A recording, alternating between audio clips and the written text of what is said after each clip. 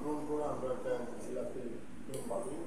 সেই ক্ষেত্রে সেটা সাপেক্ষে সরকার কিছু প্রণোদনা দেয়, যেমন ডেউটেন সাথে কিছু নগদ টাকা দিতে, সেগুলো একটা থাকতে পারে এরকম। বন্যার সময় বিভিন্ন শুকনো খাবার দেওয়া হয়, এরকম দেওয়া হয়। আবার আরেকটা আমাদের কর্মসূচি আছে বিজিএ, যেটা আমরা উৎসব কেন্দ্রিক দেওয়া হয়, সেটা হলো ইন্টারনেট পূজা দেওয়া হয়। এবং কিছু আমাদের এরকম অনেক শীতের সময় আমরা কম্বল বিতরণ করা হয়। এরকম আমাদের কাজগুলো ভাই কতজনের মধ্যে এটা ডিস্ট্রিবিউট করতে পেরেছেন?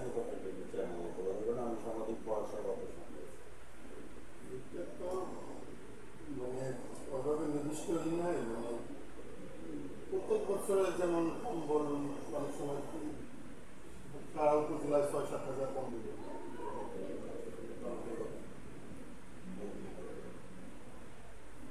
এসডিজি বলে লক্ষ্যমাত্রা নিয়ে কথা বলবেন, সাস্টেইনেবল ডেভেলপমেন্ট। আমরা কি কি সাস্টেইন করতে পেরেছি? আমাদের এমডিজি গোল অলরেডি ডান করে ফেলেছি, এখন এসডিজি বলে আছে। এখানে আমাদের মূলত দুর্যোগ কেন্দ্রিক, মানে সাস্টেইনেবল ডেভেলপমেন্ট গোল, যেগুলো মূলত যেগুলো ডেভেলপমেন্টের সাথে যুক্ত, তারা আমাদেরও কিছুই করি, মানে ডেভেলপমেন্ট অর্থনীতির জন্য আমাদের ঘূর্ণিঝড় আশ্রয় কেন্দ্র, বন্যা আশ্রয় কেন্দ্র, এইসব কাজগুলো করি। এবং এগুলোর সাথে সংযুক্ত ছোটো ছোটো কালভার্ট জাতীয় আমরা করি। কালভার্টগুলি নির্মাণ করা হচ্ছে, এগুলি বাজেট কত?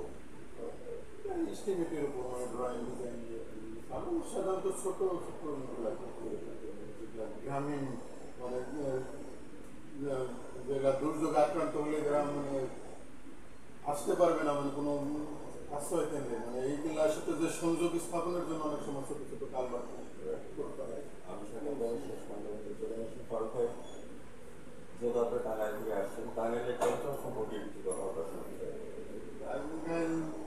আনন্দ জেলা, ওখানে চঞ্চল সারা বাংলাদেশে বিখ্যাত। হ্যাঁ, এটা খুব সুন্দর এবং সারা বাংলাদেশে এটা খুবই নাম করা।